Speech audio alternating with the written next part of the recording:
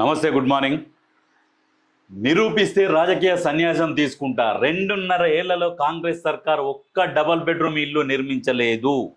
సన్యాసం తీసుకుంటావా?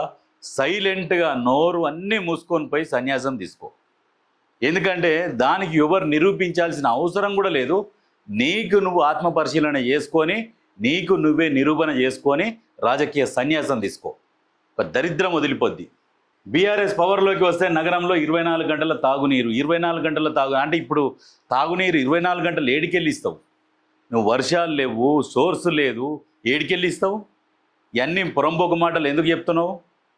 జరుగుతుంది, ఏది జరుగుతుందో ఏది జరగాలనో అంతవరకే చెప్పు.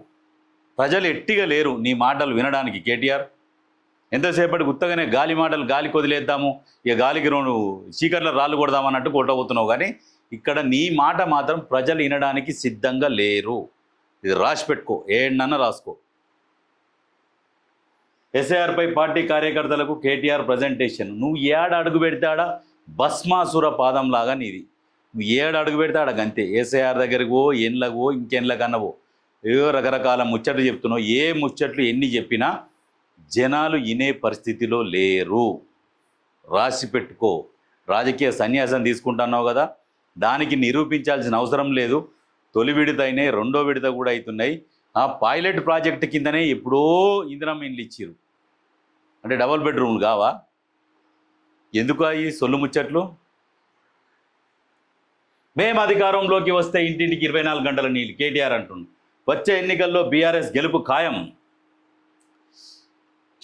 గెలుపు కాదు కదా, గెలుపు తలుపు తట్టడానికి కూడా మీ మీ ఎమ్మెల్యేలు అందరూ ఆలోచనలో పడతారు. ఎందుకంటే ఎక్కడ చూడు మిమ్మల్ని ఏ కోణంలో కూడా నమ్ముతలేరు. మీ అంతలా మీరు ప్రచారం చేసుకుంటారు. ఏమనంటే ఇక నెక్స్ట్ బీఆర్ఎస్ అని అనురి అనురి అనురి అనురు అనురు అని అనిపిస్తున్నారు. కానీ మైదానంలోకి పోయేసరికి ఏం చేస్తారు? కాంగ్రెస్కి పట్టం కడుతున్నారు. నువ్వు కాంగ్రెస్ పార్టీ గెలిచిన కానుంచి ఇదే ప్రచారం చేస్తున్నావు. నెల రోజులలో కూలిపోయే ప్రభుత్వం అని చెప్పేసి మీ అయ్యా కేసీఆర్ అన్నాడు, మీరు అన్నారు. మరి నెల అయిపోలేదా? నెల రోజులలో కూలిపోతుందని అన్నారు. ఎవరు దిక్కే లేదు, మొత్తం ఫెయిల్ అన్నారు. నెల రోజులకే ఫెయిల్ అని మాట్లాడారు. మరి తర్వాత ఎంపీ ఎలక్షన్లు వస్తే మరి ఎవరిని సంఖ నాకిచ్చిర్రు, ఎవరిని నేల నాకిచ్చిర్రు? మీరే చెప్పారు కదా, ఫెయిల్ అయింది, జనాలలో పోయారు, ఫెయిల్ అయింది అని అన్నారు. ఎవరికి వచ్చినాయి ఎంపీ సీట్లు? 8 ఎంపీ సీట్లు కాంగ్రెస్ గెలుచుకున్నది. 0 మీరు. మళ్ళీ సిగ్గుండాలే మాట్లాడుతందుకు. మున్సిపల్ ఎలక్షన్లలో ఏమైంది? కాంగ్రెస్ పార్టీని జనాలు నమ్ముతలేరు, మొత్తం అయిపోయింది, వ్యతిరేకత వచ్చింది అన్నారు. వ్యతిరేకత వస్తే మరి ఎందుకు గెలిపించిర్రు? 80% వరకు ఎందుకు బ్రహ్మరథం పట్టిర్రు అది చెప్పు. సర్పంచ్ ఎలక్షన్లలో కూడా బ్రహ్మరథం పట్టిరు. మరి కాంగ్రెస్ పార్టీ పని అయిపోతే సర్పంచ్ ఎలక్షన్లలో ఎందుకు బ్రహ్మరథం పట్టిరు? బోడా చెప్పు.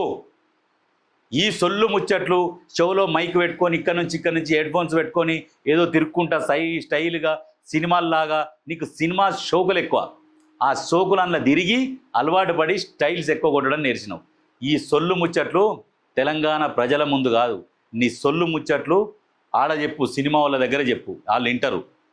కానీ ఇప్పుడు కూడా వాళ్ళు వినే దిక్కు లేదు. ఎందుకంటే అధికారం ఉన్నప్పుడు వంగమంటే వంగిర్రు, ఎట్లా వంగమంటే అట్లా వంగిర్రు నీకు. అది. కానీ ఇక్కడ ఇస్తుండే ముచ్చట్లు చెప్పకు, సొల్లు ముచ్చట్లు. ఇంటింటికి 24 గంటలు నీళ్ళు ఏడికెళ్ళి తెస్తావురా నాయన? నీళ్ళు ఇంటికి 24 గంటలు ఏడికెళ్ళి తెస్తావు? ఏడంగా వస్తున్నది నీకు నీళ్ళు, ఏడికెళ్ళి వస్తాయి? వ్యవసాయానికి నీళ్ళు లేవు. మీ కాళేశ్వరం గట్టేం ఆగం చేసిర్రు మొత్తానికి. తాగునీళ్ళకి పోతే కాళేశ్వరం నీళ్ళేను, వ్యవసాయానికి కాళేశ్వరం నీళ్ళేను. అంతకుముందు తెలంగాణ ప్రజలు నీళ్లు కూడా చూడలే. ఇగో ఈ దొంగలు అట్ట చెప్తారు ముచ్చట. అంతకుముందు తెలంగాణ ప్రజలు నీళ్ళే చూడలే. అసలు నీళ్ళు ఎట్లుంటాయో కూడా తెలంగాణ ప్రజలకు తెలియదు. వీళ్ళు వచ్చినాకనే తెలంగాణ ప్రజలు నీళ్ళు తాగుతారు, వీళ్ళు వచ్చినాకనే లైట్ను చూస్తారు, కరెంటును చూస్తారు అన్నట్టుగా ఈ దొంగలు ప్రచారం చేసుకుంటారు. మడత పెట్టి కొడకాలి, ఉడికియాలి, జాడకట్ట మళ్ళబెట్టి.